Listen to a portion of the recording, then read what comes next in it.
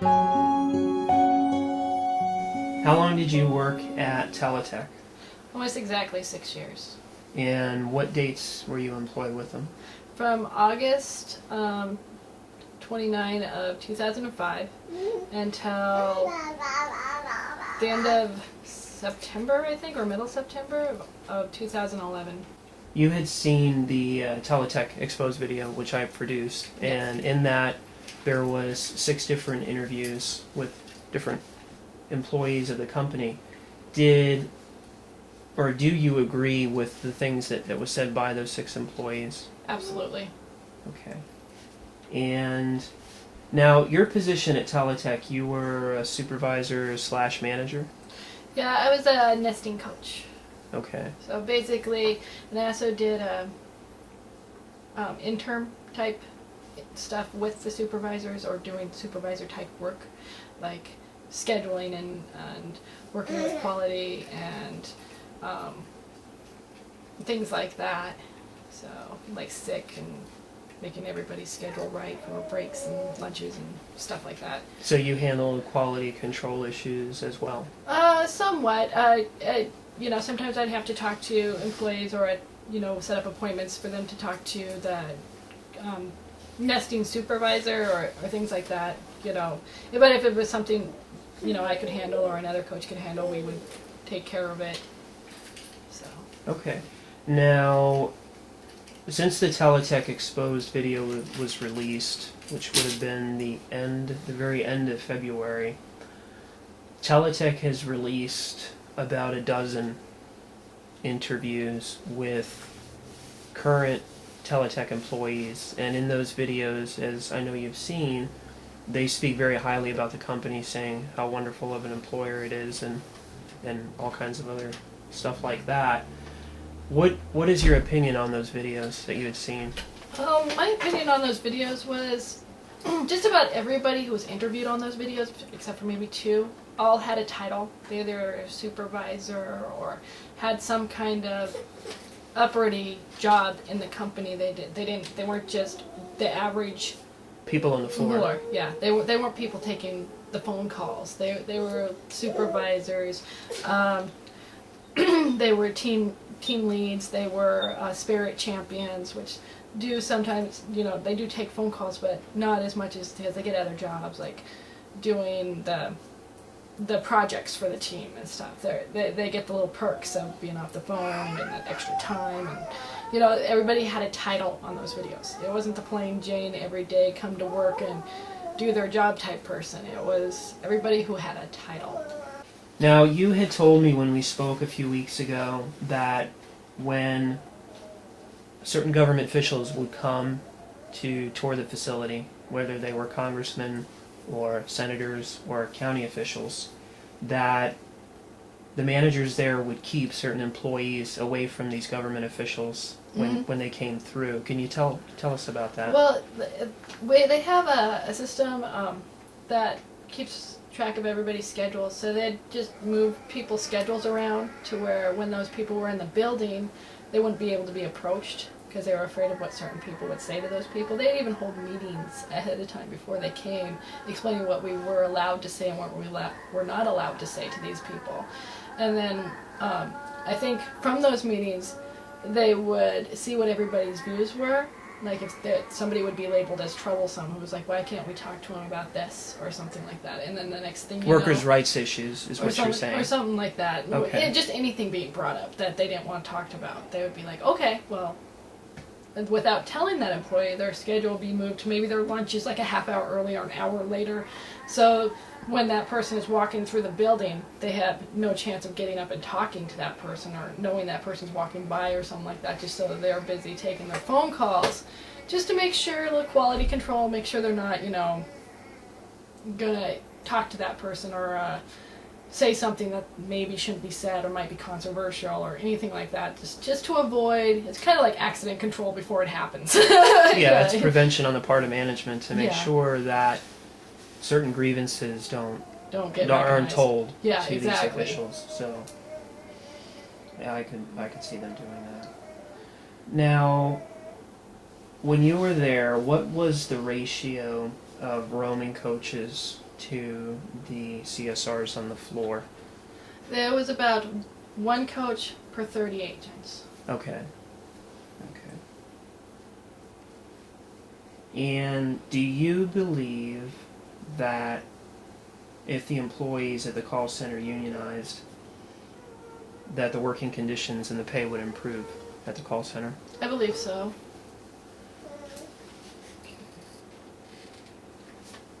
Now, we had also discussed of some instances where the stress load was so great for certain workers that they would actually have heart attacks.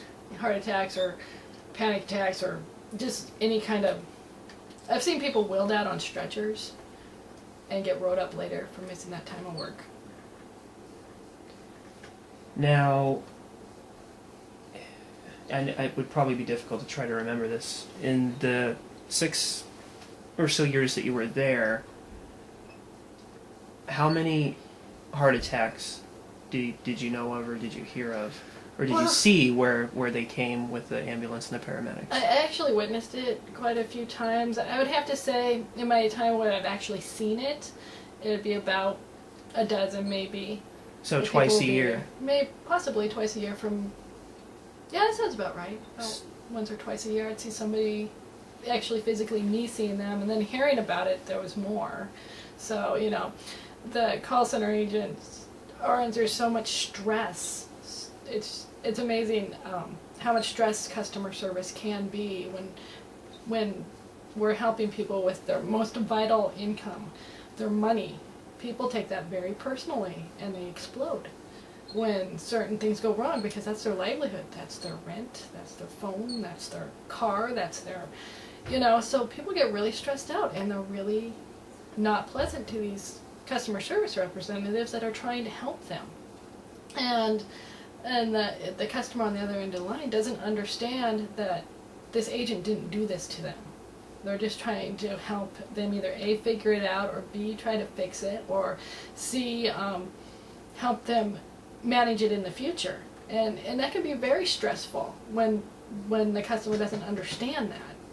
So you would see people, and then the customers don't understand that the agent on the other end of the line has piles and piles and piles of information to go through to get that person to where they need to be.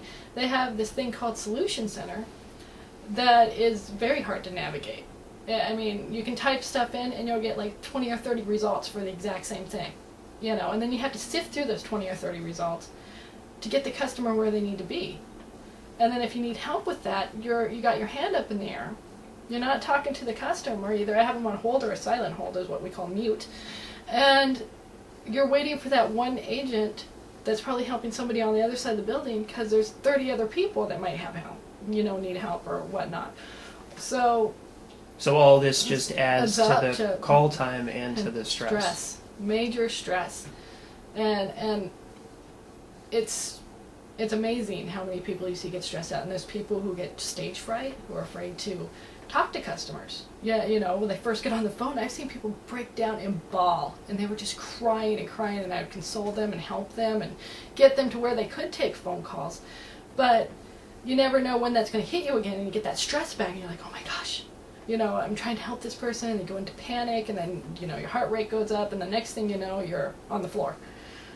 You know, all kinds of things can happen to people when they're stressed out, not just heart attacks. You know, you're talking about panic attacks, you know, nervous breakdowns. I've had people hand me the phone with people who are threatening to kill their families because they won't give a $35 fee back. You know, that's a lot of stress. I've had to deal with bomb threats. I've had to deal with, I actually personally dealt with somebody who was holding up a bank. And that's not stressful.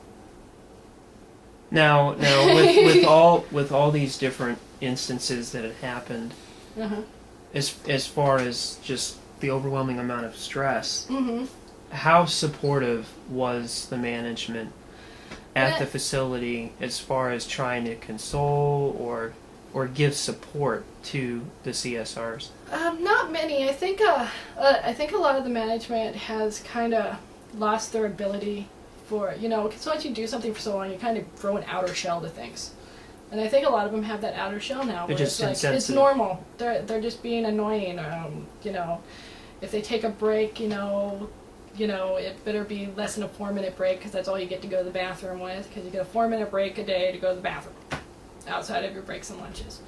And they called that reasonable, even though the bathroom would be like half a block away. It's a big building. Yeah, it is a big building, and and it's just these really unreasonable things. Like if somebody's having a panic, they have time off the floor or need a minute, sometimes they would be nice and put in a break. It depends on the supervisor, and sometimes they would be like, "Oh, you're out of adherence. You're in trouble." Most of the time it was, "Where was this person? Why are they out of adherence?" I don't know how many times I was sent to the bathroom to try and get somebody out of there who's crying their eyeballs out and talk to them. And it just seemed like nobody else was willing to go that mile. It was just like, oh, they just can't make it. They're not going to last here very long. That's pretty much how it was. So I wonder how many people they go through now that they don't have that stay here control.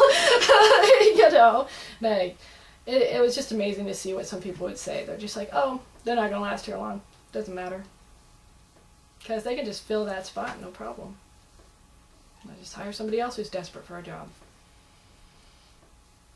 Yeah, I had actually heard from somebody that works at the job service that in 2011 there were 6,000 people that went through TeleTech's doors, which is amazing. Yeah, and disturbing at the same time, extremely. Exactly.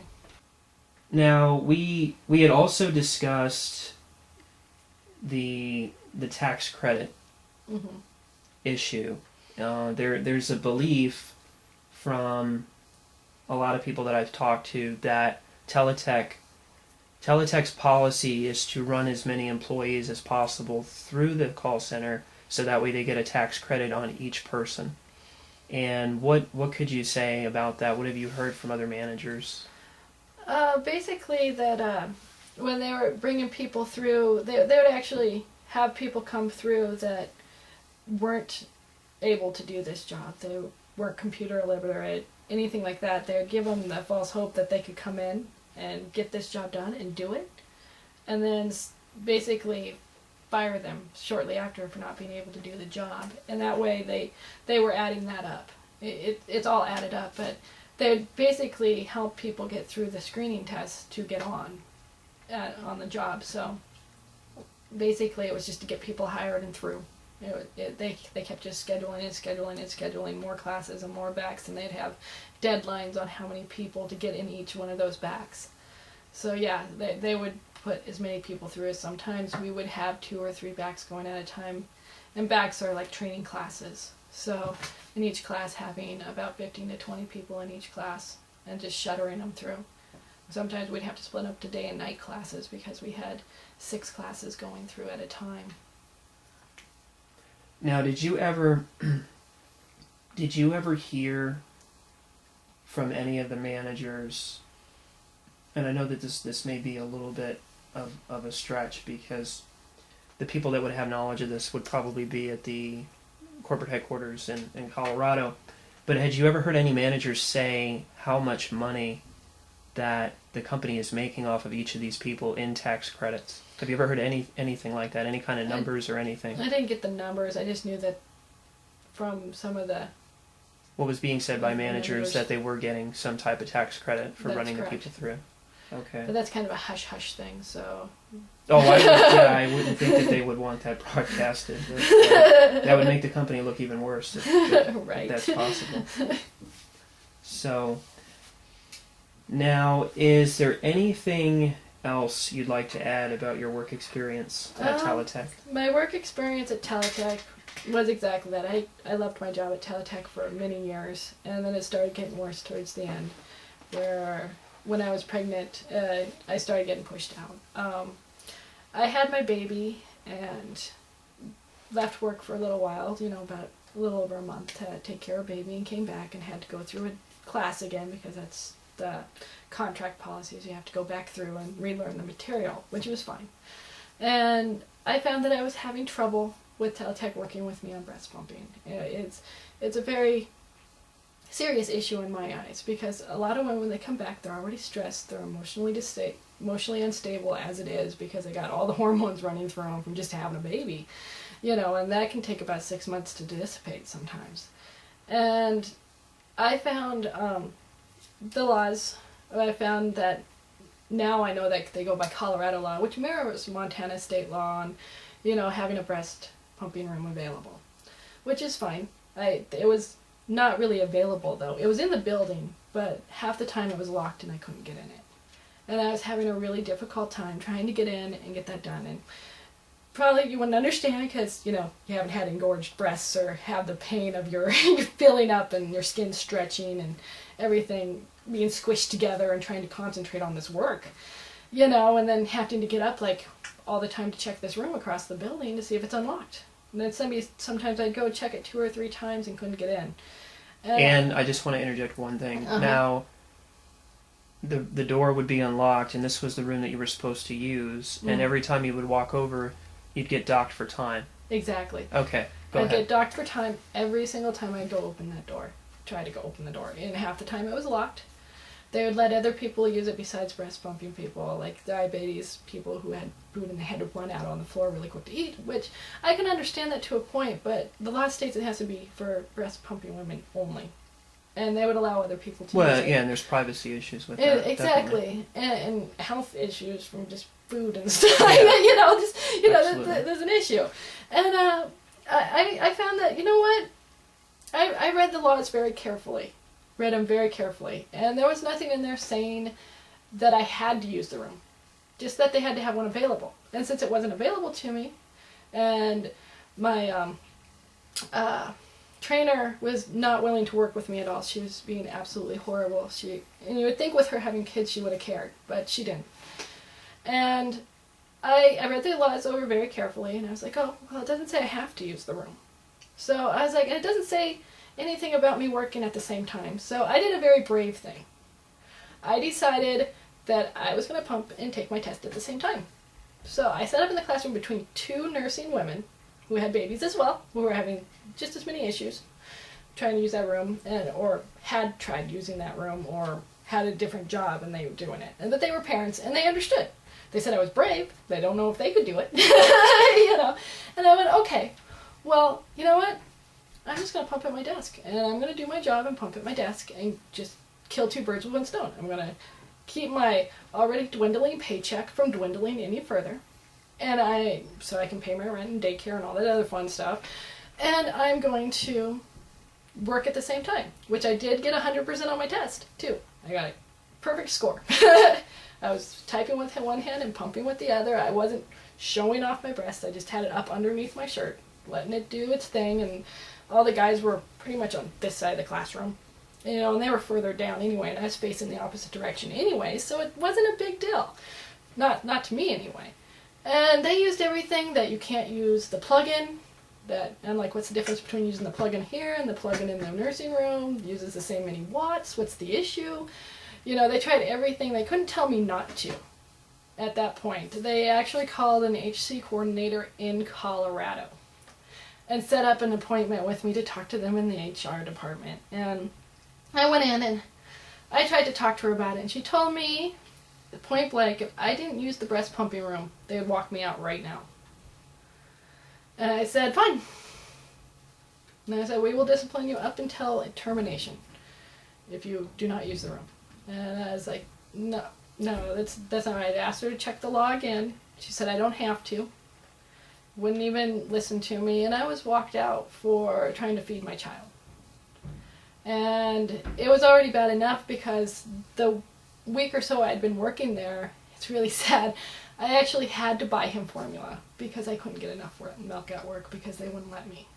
So just to summarize everything and to clear it up. Sorry. No problem.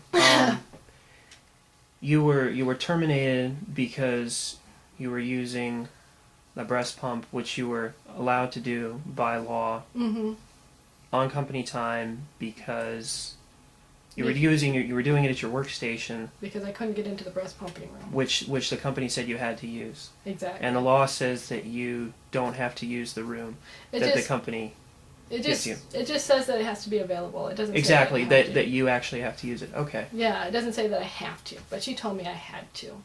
And it doesn't say anywhere that I have to. It just has to be available. It's like this spot, and you know how there's like unwritten things. It's like it's not even really mentioned. But if you look into the breastfeeding law, it actually has pumping has a co-section in it to where you can do it anywhere. Right. No. So there's actually kind of two different laws that go into play there. And I just find it really hurtful that they claim to be so family oriented, and they are so not. Yeah. Well, the persecution that you had endured there proves it. I mean, Yeah. especially for having 6 years there, most people don't. The vast majority of people don't even last 6 months. Exactly. Let alone a year or 6.